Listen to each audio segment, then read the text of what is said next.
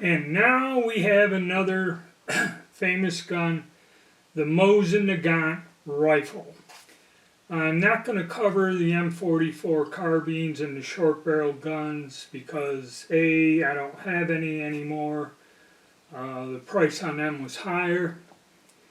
And also shooting them compared to shooting these is different. There's a lot of recoil, a lot of noise. But we're going to stick with the rifle on this one. And if you like the content, please subscribe, hit the like button, leave a comment, and if you could, become a member and help support the channel. Well, another gun, a mill surplus wonder, and in the critique it also falls into several of the categories. And I'll explain why when we go over the categories. And this is another gun. 15 years ago, the score would be different than what it is current day. Alright, and what happened is the Russians made 37 million of these from its inception in the 1890s until the end of World War II. Okay? It's a very common gun, and when they came on the surplus market, you could get the rifle, a bayonet,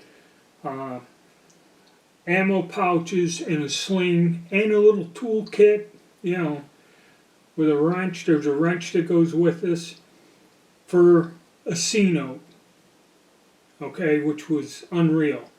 And I mean, whenever I go to the gun show, they'd have 2 cases and they would sell out. Gun shops had cases of them. They would sell out quickly.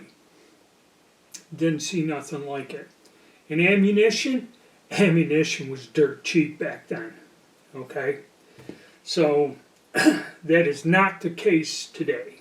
Alright, so that kind of puts a damper on this. So, let's get started. In a shit hits the fan thing, and say for you preppers and survivalists and that, 15 years ago this was at the top of the list. Okay? Because an AR costs $6.5 to $7. You could take that same amount of money, buy this old antiquated gun with a decent barrel that shot well. You had to kind of go through a few of them, but most of them shot fairly well. You could buy like 4 or 5 rifles and 3 cases of ammo for that. Okay? And in terms of being a prepper or survivalist, whatever you want, if you were storing for the shit hits the fan thing, you're coming home from work, you can't go home. A lot of people would store or have caches of stuff hidden around. This was the gun for it. Okay? It was cheap. Ammo was cheap. Granted, it's old, cumbersome, and that. But the thing is, for that situation, this thing fit the bill. So 15 years ago, it scored a 10. Now, unfortunately, if you do find them, and that military ammo was corrosive, and a lot of people would shoot it and never clean the gun properly, and I think they rotted out the bores. I've gone to auctions and seen where the bores are shot from the corrosive ammo. I mean, they just never cleaned or maintained them right. And the price has gone up significantly to like $3.50 at a minimum.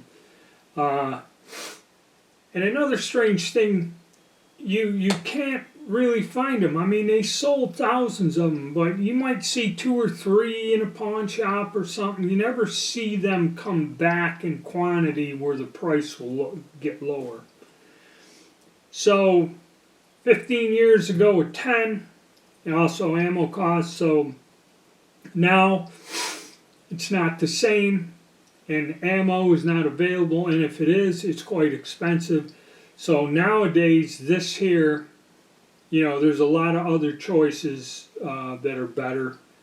I'm going to have to lower that to about a 7 just because of that.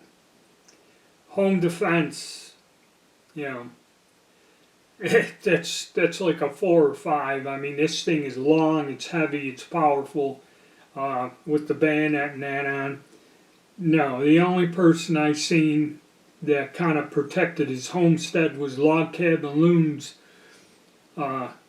Blasted a beaver that was building a dam by his access road to his property, and the water level was coming up to where it was washing his road away or his driveway away.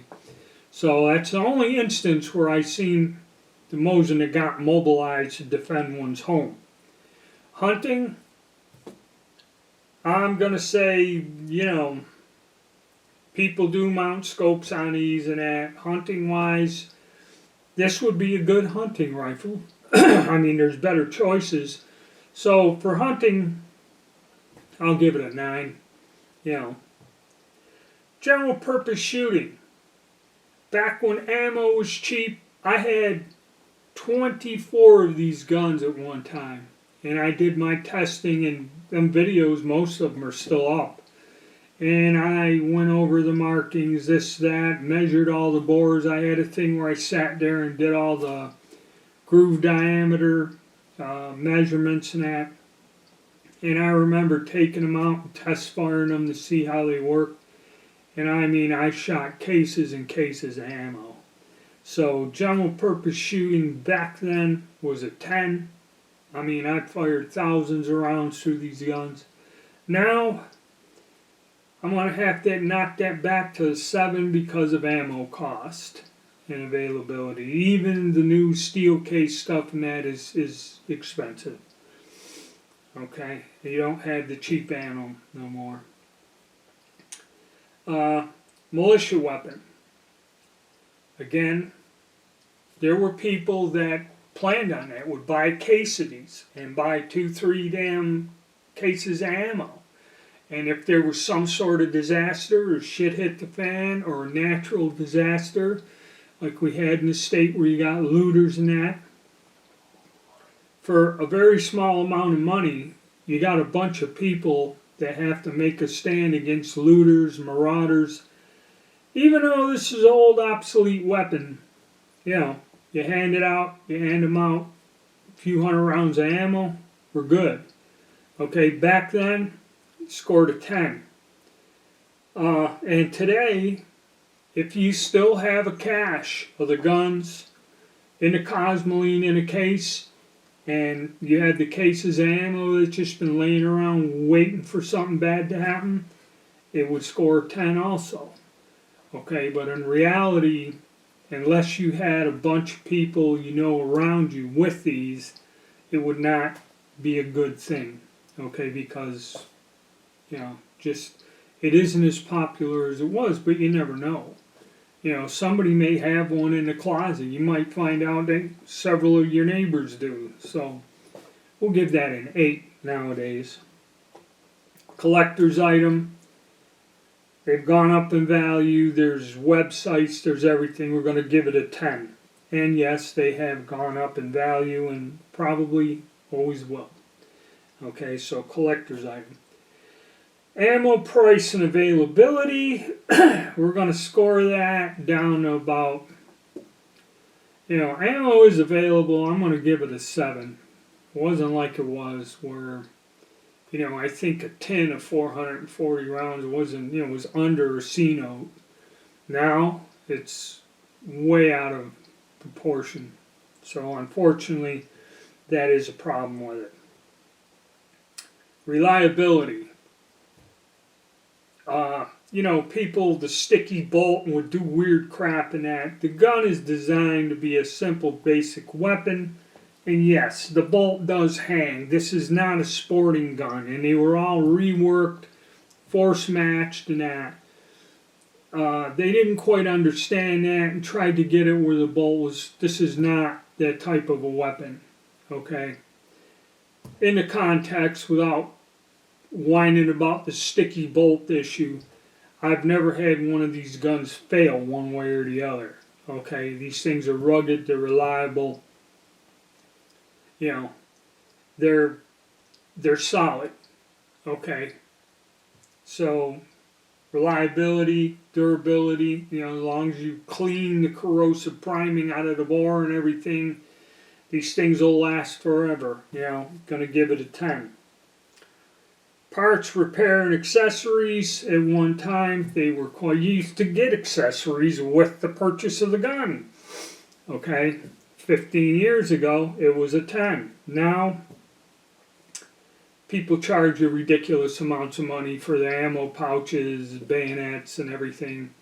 It used to come, you know, depending on where you bought it, it used to come in a package deal. So now, I'm going to give it kind of a 7. It's hard to find bits and pieces and oil bottles and all that, so it's kind of down. Overall cost and value.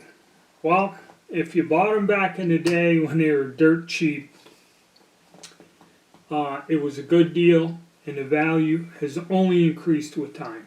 Okay, like I said, if you cared for it, maintained it, I mean, these are beautiful examples that I've kept out of the big stash I had, and they will probably appreciate as time goes on.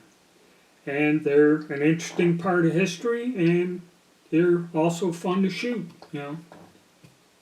Not as much fun as it was a long time ago, but still, it's still fun to shoot them. Alright, thank you, and stay tuned.